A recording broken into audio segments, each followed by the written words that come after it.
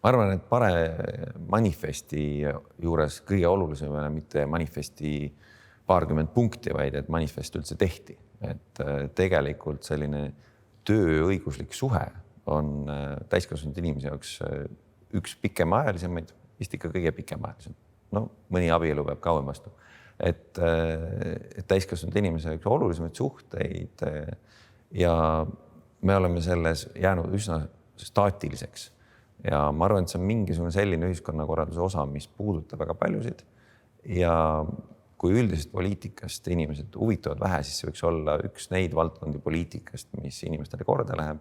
Ja seda dialoogi peab pidama pikemaajaliselt ja seda ei tohiks teha selliste üksikute, nagu moodne on öelda tööampsudena, et teeme siis nagu selle ühe asja jälle ära ja siis kas see sobib sellesse kõigesse, mida me tahame saavutada ühiskonnana või mitte, kas meie tööhõiveline elanikkond selle juures pikemaajaliselt rõõmsaks saab. Peaasi, et 10 tükki said rõõmsaks, et nende amps on tehtud. Nemad nüüd siis on mõned ajad vait ja siis tulevad järgmine 10% või 10 inimest, kes ütlevad, et mul oleks ka ühte ampsu vaja teha. Ja niimoodi ei saa poliitikat ajada tegelikult. Mulle meeldib, et on selline terviklik manifest tehtud.